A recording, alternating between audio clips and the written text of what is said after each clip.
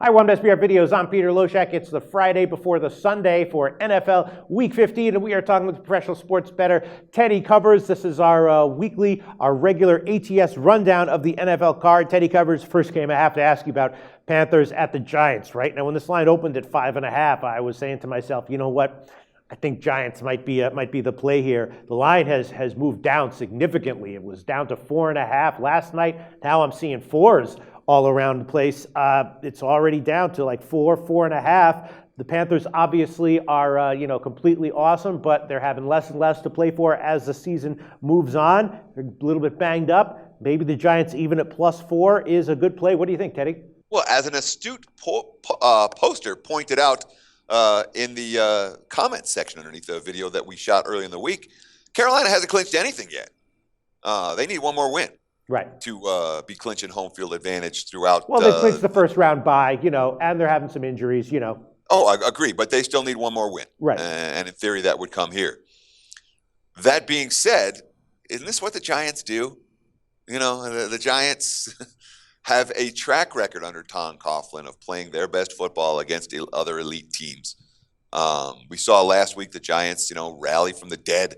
After that bad start against Miami, Eli Manning, brilliant in that game. 4 incompletes, 4 touchdowns. Coughlin will take that ratio any day of the week. And despite a bevy of mistakes, the Giants found a way to win that game and stay competitive in the ultra-competitive NFC East.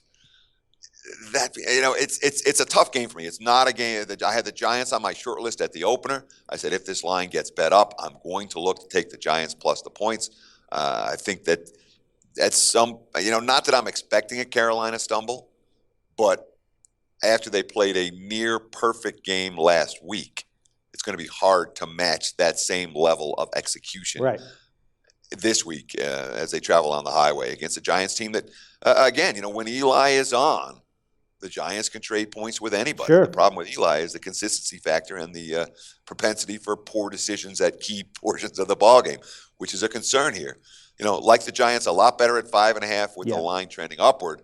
At +6, maybe I'd consider them. At +4, I'm not going to get to the window betting the G-men. And frankly, if it drops much further, there might be some value here on the Carolina side. Panthers aren't losing a whole lot of games this season, if you haven't noticed yet. Yeah, well, I took the Giants at 5.5. If it loses, I'll be okay with that. I thought to myself before I bet it, I was like, if this loses, will I be okay? And I was like, yes, I'll be fine with it. The next game I want to ask about is Atlanta and the Jags. Atlanta is, what have they lost, 9 in a row, ATS or something like that? I like the Jags last week at home against a weak team. Right now, they're a 3-point home favorite against Atlanta. And the question is, are Atlanta's problems fixable? Are they likely to be fixed this week? My sense is the answer is no. My sense is that Atlanta, once again, is a good fade. Jags -3. What do you think? I would rather have the Falcons plus the points than the Jags. Really? Okay. Tell us why. And it's all because I don't trust Jacksonville. Okay. The Jaguars, not just this year, not just in the Gus Bradley era, but really in any season over the last, half decade plus. I don't know. You go back to Tom Coughlin when he was coach at Jacksonville. It feels like it's been that long since they've been a good home favorite. They've been abysmal as his home favorite role. There isn't an NFL home field that I value less than the Jaguars home field. It's worth nothing, essentially. Then you throw in the fact that here's Jacksonville, and Jacksonville is not a team that tends to string good games together. And they played about a near perfect half of football in the second half against Indy last week. I don't trust them to do it again. It's just that simple. This is not a team that has responded well to success. And from a talent perspective, I think the Jags are the most talented team in the AFC South. From a who's got the best quarterback perspective, right now, Blake Bortles is the best quarterback in the AFC South. Yeah. All of these factors point towards the Jags. But the bottom line for me is I do not trust this team to win by more than a field goal, especially coming off of a really brilliant effort last week where, fat and happy after that game. Right, fair enough. For me, it was actually more of just a continued fade of Atlanta than a play on the Jags, really. So all your points about, you don't like to bet into teams at home that don't have a real home field advantage, absolutely. I completely agree with that.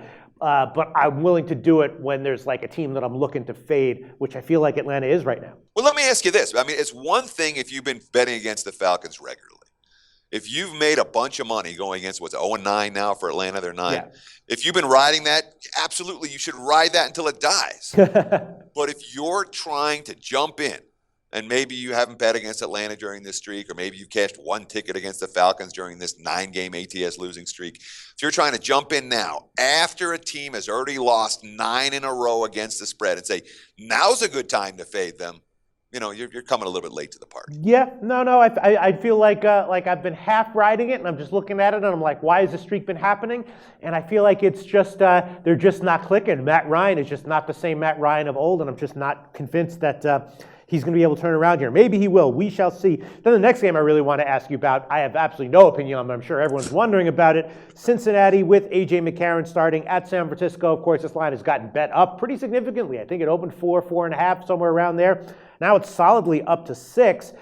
You gave the opinion early on that you thought McCarron was good and that Cincinnati might have some betting value with them. But here they're a pretty big road favorite now. Cincinnati -6 at San Francisco. What's your take on that spread? Yeah, I'm surprised that the Bengals have taken as much money as they have. That being said, all the reports out of Bengals practice this week are good. All the quotes coming out of the Bengals locker room are good.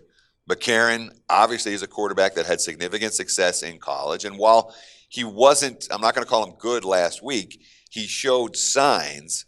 And, no one's running to the window to bet San Francisco right now. Even though the 49ers, you look at this offense at home, or this defense at home, they haven't given up 20 points at home all year. Yeah. Cincy coming off a loss, the market's certainly like that, where you would expect the intensity level of the Bengals to be where it needs to be. And I could only look towards the superior of these two teams, even though at the current price, and especially if it gets bet any higher, there's value with Cincy laying less than a touchdown. If this gets up to a TD or higher, that value will be gone. All right, well, we could touch on every game this week, but those are 3 that I wanted to ask about specifically. Teddy, is there any other games that you think are interesting and worth mentioning right now? Well, I wanted to talk about the one game where there was no line all week, so nobody really knew what the quarterback situation was going to be for Houston and Indy. And now we've got a line out. We've got expected quarterbacks for both teams, and it looks like Matt Hasselbeck will be the starting quarterback for the Indianapolis Colts. And TJ Yates, I should say, is going to be the starting quarterback for the Houston Texans. So we know who the starters are going to be.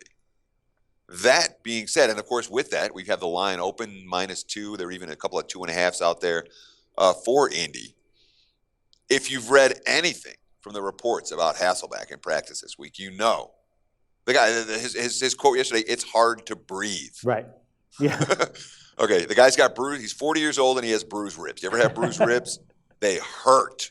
Yeah. Not just bruised ribs. He's got a neck injury. He's got a shoulder injury. I don't think Matt Hasselbeck is going to last long in this game, especially not given the weakness of the Colts' offensive line, their inability to run the football, and the strength of the Houston Texans pass rush. That's 3 nightmarish factors for Matt Hasselbeck. And we saw what happened when Hasselbeck went out last week. Charlie Whitehurst came in. He threw 8 passes for 10 yards. One of them was an interception. Yeah. And that has been the case for Charlie Whitehurst throughout his career. I think this is going to be a Whitehurst game. I know Hasselbeck is starting, but I don't expect him to last very long. And we can take advantage of the Texans. The Texans have the better defense by far. They're in revenge for an earlier season loss in which, they played Indy tight and let it get away at the end. They're off back-to-back losses themselves, and neither of them, as opposed to the Colts losses in which Indy quit both times. Houston, nothing to be ashamed of. Okay, you faced the Patriots after New England had lost 2 in a row. You got smacked there. You didn't play a great game at Buffalo. But of the 2 teams, I trust Houston to bounce back a lot more than I trust Indy. I think the wrong team's favorite here. I'll take the Texans plus the deuce. And again, no urgency. This line could easily get up to 3 by kickoff. All right, Teddy Covers, I love it. I faded the Colts last week big time. Might do it again this week. Teddy Covers, thanks so much. We will talk to you again next week for NFL Week 16.